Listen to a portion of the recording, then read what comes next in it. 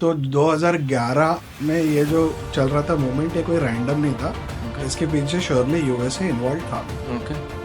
कभी पॉलिटिक्स में नहीं आएंगे, फिर बच्चों की कसम खाते हैं कि कांग्रेस का समर्थन नहीं लेंगे, इसलिए यूएसए इंडिया में कभी ये बड़ा इंटरवेंशन नहीं कर पाया अपार्ट फ्रॉम एंटी करप्शन।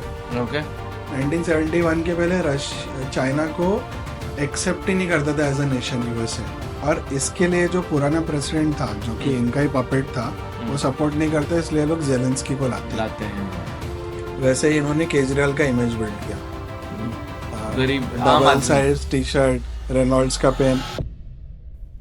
नमस्ते and welcome to a brand new episode of Bharat rising. आज हम एक बहुत इंटरेस्टिंग टॉपिक के ऊपर बात करेंगे। दिल्ली के चीफ मिनिस्टर अरविंद केजरीवाल जो अभी जेल में हैं, ये पॉडकास्ट उनके बारे में पूरा डेडिकेटेड पॉडकास्ट है, जो हमें ऐसी कुछ चीजें कवर करनी थी अरविंद केजरीवाल के लाइफ के बारे में जो शायद आपको चकाचौंध कर देंगी, क्योंकि बहुत इंटरेस्टिंग लाइफ जी रहे हैं ये। और जैसा आपने थंबनेल में पढ़ा वो सही है या नहीं, ये आपको इस पॉडकास्ट के एंड में पता चल जाएगा। ये बहुत बड़ा पॉडकास्ट नहीं होने वाला है। इस पॉडकास्ट में हम उन एस्पेक्ट्स के ऊपर फोकस करेंगे जो इस क्वेश्चन का सीधा आंसर आपको देंगे। और ये क्वेश्चन है, क्या अरविंद केजरीवाल एक अमेरिकन एजेंट है? क्या अरविंद केजरीवाल एक अमेरिकन स्पाई है? क्या अरविंद केजरीवाल अमेरिकन गवर्नमेंट से डायरेक्टली लिंक्ड है? इस सवाल का जवाब आपको इस पॉडकास्ट में मिल जाएगा, तो इस पॉडकास्ट को जरूर देखना और इस क्वेश्चंस के आंसर्स के बारे में आपको क्या लगता है वो इस पॉडकास्ट के एंड में हमको बताना।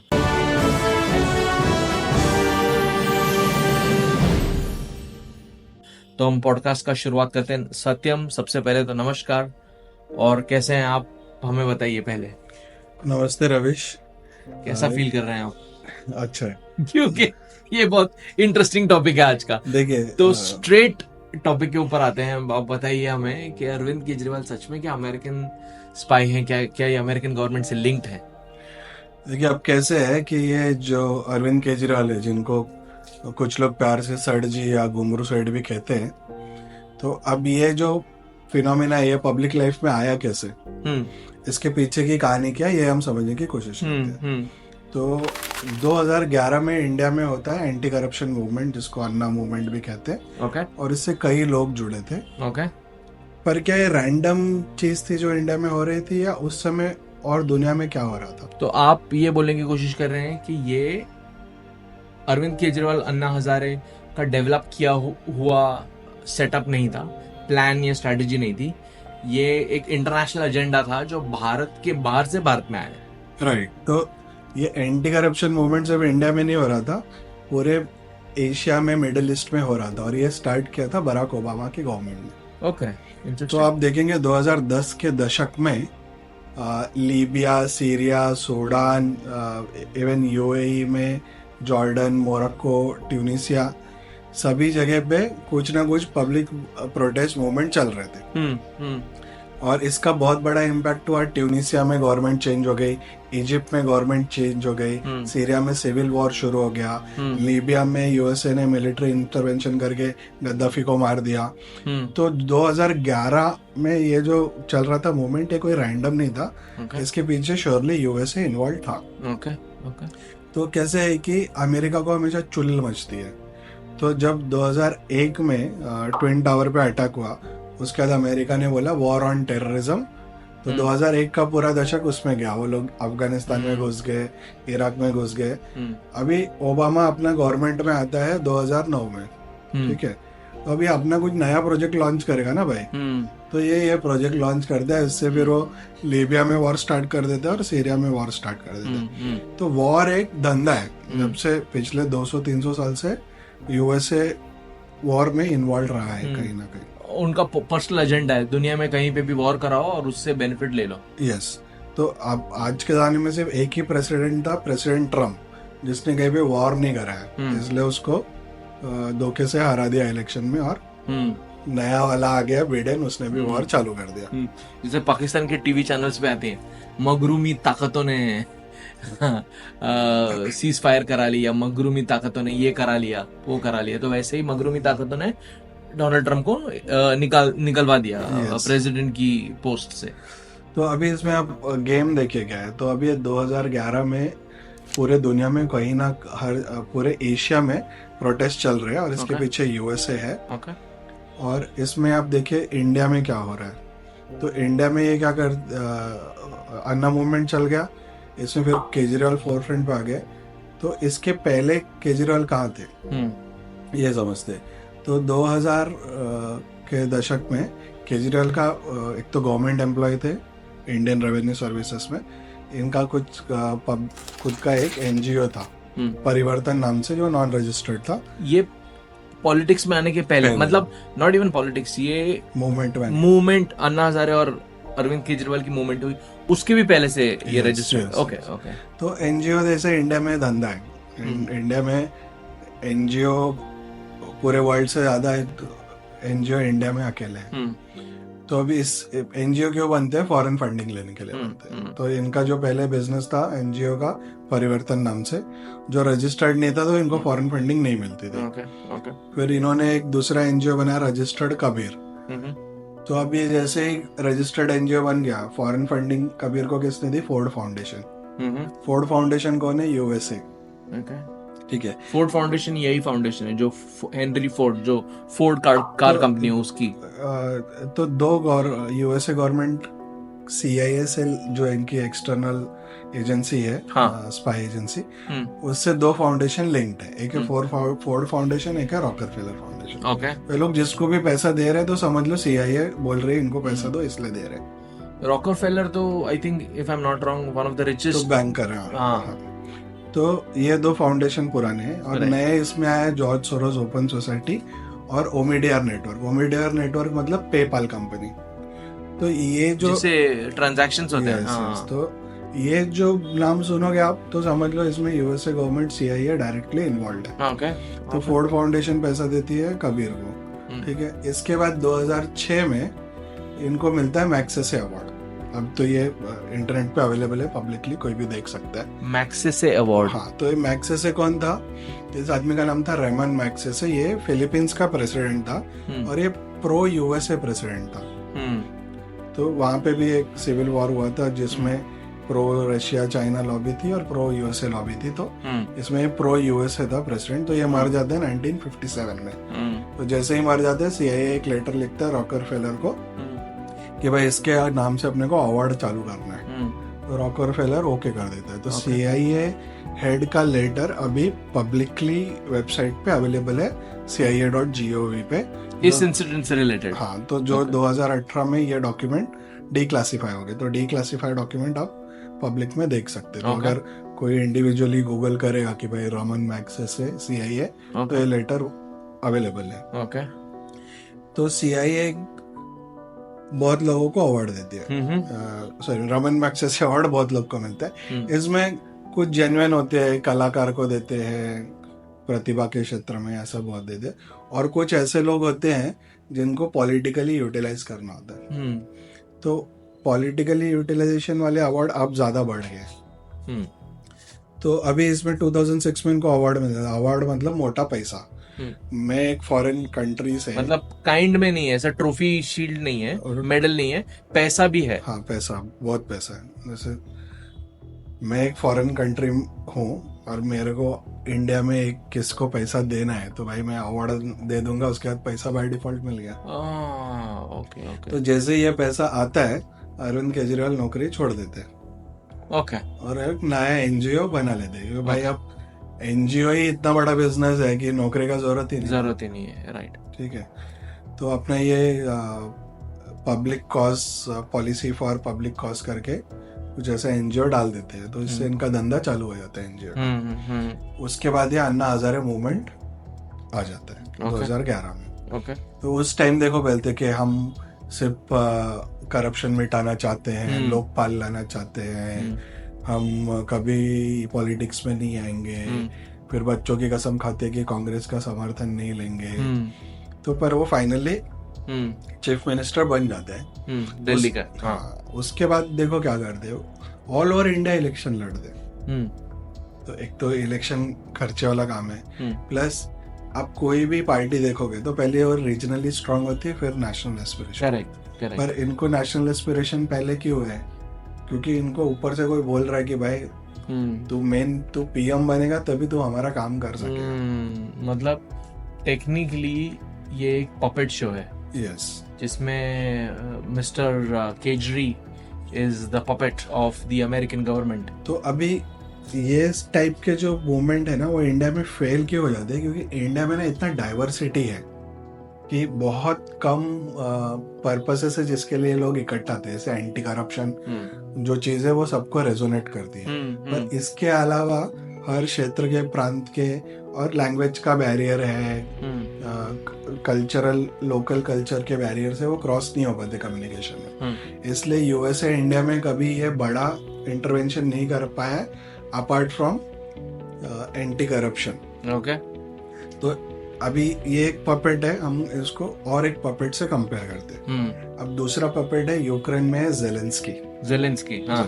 ठीक है, जो कभी कॉमेडियन हुआ करता था, हाँ। फिर बाद में बन जाता है हेड ऑफ स्टेट। हाँ, तो उसको क्यों लाए ये लोग? उसको लाए कि भाई यूक्रेन आखिरी यूक्रेनियन तक वॉर लड़ेगा रशिया से, रशिया कमजोर होगा, यूक्रेन कमजोर होगा, अमेरिका को कुछ करना नहीं, सिर्फ इधर से पैसे और हथियार।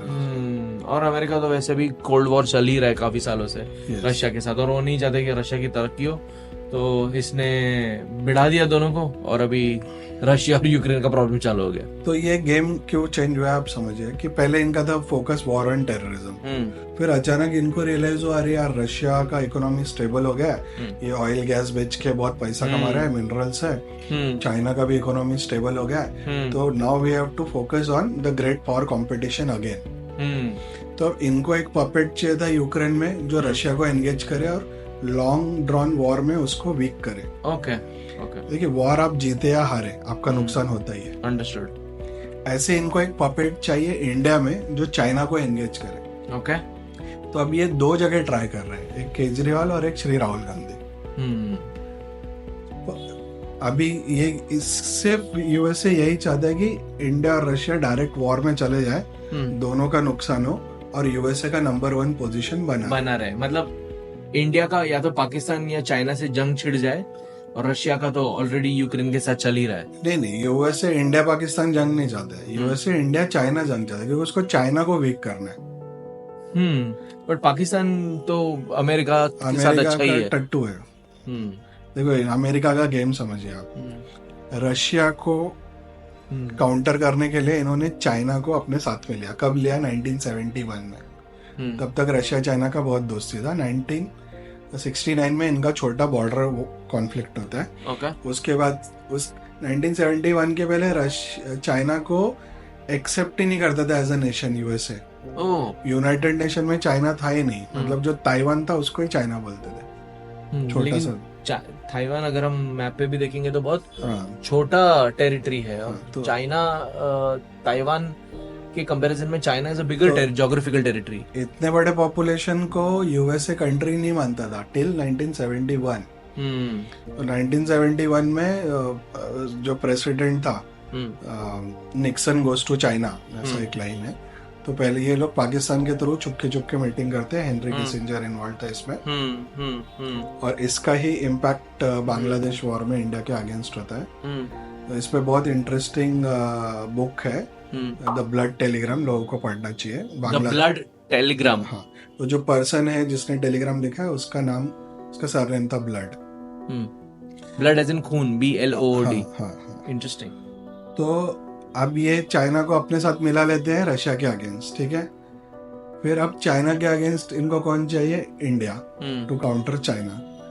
इंडिया को काउंटर करने के लिए कौन चाहिए? पाकिस्तान। पाकिस्तान को काउंटर करने के लिए कौन चाहिए? अफगानिस्तान। तो यूएसए का कैसा है भाई, मैं सबको बेड़ा के रखूंगा, मेरे टेरिटरी में कुछ वॉर कभी नहीं होगा। तो यूएसए क्यों सेफ है? क्योंकि उसके ऊपर वीक नेबर है कनाडा, नीचे वीक नेबर है मैक्सिको, और ईस्ट वेस्ट में है पानी। सिर्फ मछली है।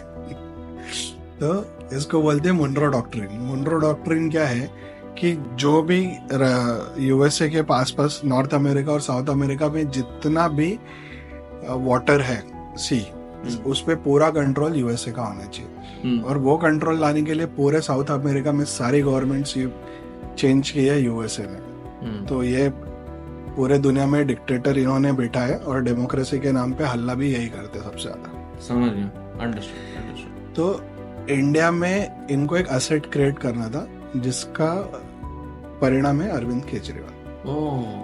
पर वो आदमी इतना स्ट्रांग हो नहीं पाया, अरविंद केजरीवाल। हाँ, वो दिल्ली तक ही लिमिटेड रहा, फिर अभी पंजाब में उनकी गवर्नमेंट आ गई। तो अभी आप दूसरे पपेट को समझते हैं, ज़ेलेंस्की। तो 2010 का ये डिकेड है ओबामा वाला। तो 2013 में प्रोटेस्ट चालू हो जाते हैं यूक्रेन में। इनका मेन सिटी है कीव। तो कीव में एक जगह है मैदान, जो उनका कैपिटल भी है। यस, कैपिटल में। तो कैपिटल सिटी में प्रोटेस्ट चालू हो जाते हैं। उस टाइम पे ये यूक्रेन के प्रेसिडेंट को पुश करते हैं कि भाई आप ईयू में शामिल हो जाओ, ईयू के साथ बिजनेस करो, रशिया के साथ बिजनेस कट कर दो। ईयू इज यूरोपियन यूनियन में। ऐसा कौन बोलता है? यूएसए बोलता है। ओके। तो वो जो प्रेसिडेंट था वो प्रो रशिया था, तो वो रशिया उसको काउंटर ऑफर देता है, भाई कि जितना पैसा लोन तेरे को मिल रहा है यूएसए ईयू से, वो मैं देता हूँ, उससे थोड़ा कम देता है, पर बोलता है मैं फ्री ऑयल एंड गैस देता हूँ। तो ये विथ रशिया चला जाता है। तो उसके अगेंस्ट में प्रोटेस्ट होता है, फिर वो गवर्नमेंट चली जाती है, फिर दूसरी गवर्नमेंट आ जाती है। दूसरी गवर्नमेंट आ जाती है, फिर वो प्रो यूएसए हो जाता है। तो इसलिए 2014 में एक अब छोटा लैंडमार्क देखेंगे, क्रीमिया करके है, वो यूक्रेन के साउथ में है। वहां पे बहुत इंपॉर्टेंट पोर्ट है सेवास्तोपोल, जहाँ पे रशियन नेवी है। इसका जो मेन कनेक्ट है वो यूक्रेन में, और इसका एक छोटा ब्रिज कनेक्ट है वो रशिया में। तो क्रीमिया पे कब्जा कर लेता है रशिया 2014 में, क्योंकि अदर देन दैट उनका नेवी का ज्यादा प्रेजेंस है नहीं। दूसरा प्रेजेंस है वो जापान के साइड में। तो जो सी प्रेजेंस है वो मेन ब्लैक सी में है। तो उसके बाद रशिया इन्वेट कर लेता है, क्रीमिया को कैप्चर कर लेता है। ओके। अब इसके बाद फिर ये जो गवर्नमेंट है, तो ये वापस यूएसए उंगली करता है यूक्रेन को कि भाई आप नाटो में आ जाओ, नाटो में आ जाओ। नाटो का मतलब यह है नॉर्थ अटलांटिक ट्रीटी ऑर्गेनाइजेशन। इनमें जितनी भी कंट्रीज हैं वहां पे यूएसए अपना हथियार, मिसाइल डिप्लॉय करता है। मतलब एयर बेस, मतलब ऐसा बेस के कल को अगर जंग होती है, हाँ, अमेरिका वहां से अपनी आर्मी एयरफोर्स को का मूवमेंट कर सकता है। yes. और अगर जहाँ पे पानी कनेक्टेड है उन देशों से, तो नेवी की भी मूवमेंट उन देशों से हो सकती है। राइट। तो आप देखेंगे आज के एंड में नाटो में टर्की है, विच इज वहां पे न्यूक्लियर मिसाइल इन्वॉल्व है, अगेंस्ट डिप्लॉयड है अगेंस्ट रशिया। ठीक है, अगर यूक्रेन में न्यूक्लियर मिसाइल आ जाता है which is border with Russia, तो कितना बड़ा थ्रेट है रशिया को। हाँ, तो इनको तो कोई नोटिस टाइम भी नहीं है, 5 मिनट भी नहीं है रिस्पॉन्ड करने को। तो इसलिए रशिया प्रीएम्प्टिवली वॉर चालू कर देता है। और इसके लिए जो पुराना प्रेसिडेंट था, जो कि इनका ही पपेट था, वो सपोर्ट नहीं करते, इसलिए लोग ज़ेलेंस्की को लाते हैं। बट एनीवेज, जैसे आपने बोला वो प्रो रशिया था, तो मे बी वो एक रीजन रहा होगा। तो ये नहीं, तो पहले प्रो रशिया था 2014 के पहले। उसको हटा के प्रो यूएसए आया, पेट्रोशेंको यूक्रेन में। यूक्रेन में पोरोशेंको, उसको हटा के ज़ेलेंस्की आया। ओके। तो ज़ेलेंस्की का जो सिमिलरिटी है अरविंद केजरीवाल से, वो आप समझिए। ज़ेलेंस्की हमेशा ये लोग ग्रीन कपड़े में दिखाते हैं, round neck T shirt, military जैसा। सेम कम्युनिकेशन बार बार शो करते हैं, एक ही तरीके का ड्रेसिंग, एक ही तरीके का फोटो। वैसे ही इन्होंने केजरीवाल का इमेज बिल्ड किया। Double size T shirt, Reynolds का पेन।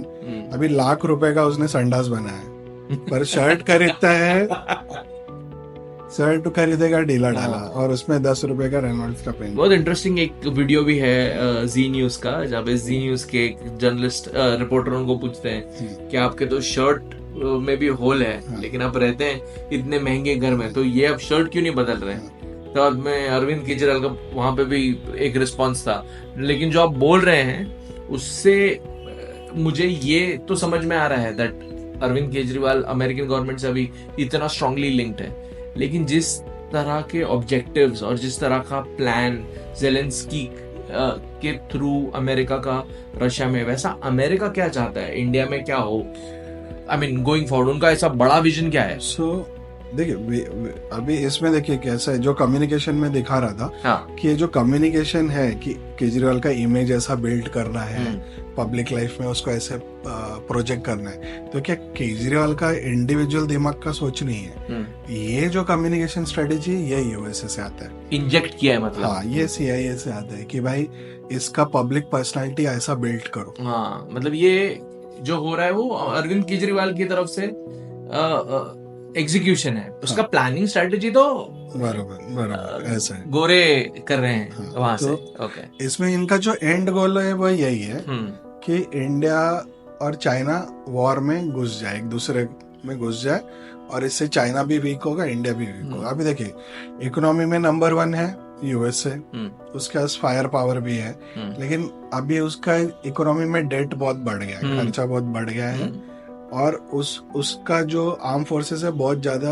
एंगेज हो गया सब जगह, और प्लस अफगानिस्तान में इतने इनके लॉसेस हुए कि अब पब्लिक नहीं चाहती कि यूएस सोल्जर फॉरेन कंट्री में जाके लड़ाई लड़े। अंडरस्टूड। तो इनको कोई चाहिए जो इनके बिहाफ पे लड़ाई लड़े, तो ये चाहते कि इंडिया यूएसए के बिहाफ पे लड़ाई लड़े। अंडरस्टूड। तो ये लोग पैसा देने को रेडी है, हथियार देने को रेडी है, लेकिन सोल्जर देने को रेडी नहीं। तो ये चाहते हैं जैसा अंग्रेजों ने हमारे साथ किया था वर्ल्ड वॉर 1 और 2 में, इंडियन सोल्जर्स को यूज किया था, उनके एजेंडे के लिए, उनके बेनिफिट के लिए, वही वो चाहते हैं कि इंडियंस के साथ भी हो, कि इंडियंस जाके फिर बाद में पीस कीपिंग फोर्स, या जो not peace keeping force but America का झंडा पकड़ के दूसरे देश में जाके लड़ाई करे। राइट। तो अभी इसमें गेम समझिए, नंबर 1 यूएसए है इन इकोनॉमी, नंबर 2 चाइना है, नंबर 3 इकोनॉमी कौन होने वाला है? इंडिया होने वाला है। तो जो नंबर 1 पे है वो चाहेगा 2 और 3 आपस में लड़के मर जाए, ठीक है। जो नंबर 2 पे है वो चाहेगा कि 1 और 3 का आपस में झगड़ा हो जाए, तो मैं नंबर 1 बन जाऊं। जो नंबर 3 पे है इंडिया, हमारे लिए बेनिफिशियल क्या है कि यूएसए और चाइना आपस में लड़े, दोनों का नुकसान हो रहा है अभी, जो हो रहा है नहीं, इससे इंडिया को बचना बहुत जरूरी है, और इससे बचने के लिए मोदी जी जैसा स्ट्रैटेजिस्ट, हाँ, पर्सनालिटी चाहिए जो कहीं पे किसी और के इंटरेस्ट को प्रायोरिटी नहीं दे, इंडिया के इंटरेस्ट को प्रायोरिटी दे। सुपर। और उनके साथ हमको और भी एक इंसान की जरूरत है, जो है डॉक्टर जयशंकर, जो डिप्लोमेटिकली भारत का स्टांस क्लियर रखे, और आई थिंक उस स्टैंड पॉइंट पे रहे जहाँ पे हमें काउंटर नैरेटिव कोई स्टेटमेंट देना हो तो वो रेडी हो, स्टेटमेंट ही नहीं, कोई भी स्ट्रैटेजी बनानी हो तो वो रेडी हो। यस। तो अभी हम आप समझने की कोशिश करिए, ये जो अन्ना मूवमेंट हुआ 2011, ऐसा मूवमेंट पहले भी हुआ है क्या इंडिया में? और उसमें यूएसए इन्वॉल्व था क्या? ऑपरेशन ब्लू स्टार, इसको समझते हैं। इंदिरा गांधी के अगेंस्ट में मूवमेंट हुआ था बाय जयप्रकाश नारायण। ओके। 1965 में जयप्रकाश नारायण को भी रमन मैग्सेसे अवार्ड मिला था। ओके, ठीक है। अभी आप यहाँ पे गेम देखिए, इंदिरा गांधी, एवरीवन नोस कि वे टिल्टेड टुवर्ड्स रशिया, वो प्रो रशिया थे, करेक्ट, क्योंकि पाकिस्तान को यूएसए सपोर्ट कर रहा था, इसलिए इंडिया ने रशिया का सपोर्ट लिया। क्या वो सही था उस स्टैंड पॉइंट पर? यस, क्योंकि मिलिटरीली हम लोग इतने स्ट्रांग नहीं थे कि हम लोग यूएसए को बीट कर सके। करेक्ट। और पाकिस्तान को समर्थन अमेरिका दे रहा था। हाँ, और पाकिस्तान के जो वेपन्स थे वो अमेरिकन थे, जो न्यू टेक्नोलॉजी थे, और इंडिया के पास वो टेक्नोलॉजी वेपन नहीं थे, हमारे पास ब्रिटिश इरा के वेपन। अंडरस्टूड। तो अभी आप देखिए, आप इंदिरा गांधी प्रो रशिया हो गए, तो उनके अगेंस्ट यूएसए को कुछ ना कुछ कांड करना था, तो उन्होंने किसी को खड़ा किया। तो इसको बोलते हैं राइस होता है रिवॉर्ड, आइडियोलॉजी, कोवर्जन और ईगो। ओके। तो रिवॉर्ड होता है जैसे पैसा दिया आपको मैं एक देश हूँ और मैं चाहता हूँ आप अपने देश के खिलाफ काम करो, मैंने आपको पैसा दिया, रिवॉर्ड।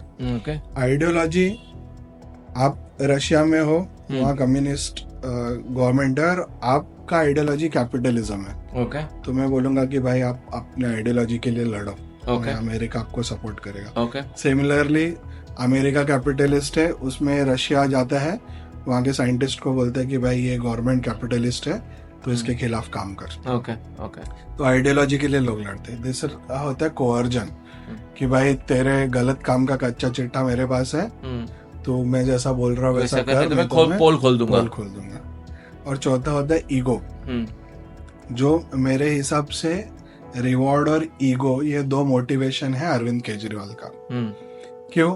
एक तो रिवॉर्ड, उनको पैसा मिला अच्छे से अवार्ड, दूसरा राइट, फिर अभी वो गवर्नमेंट बना के भी पैसा खा सकते हैं। सबसे बड़ा चीज है ईगो। वो आदमी चाहता है कि मैं प्राइम मिनिस्टर बनूं, उसका वो ईगो है कि भाई मैं प्राइम मिनिस्टर हूं ही, सिर्फ जनता मेरे को बना नहीं रही है।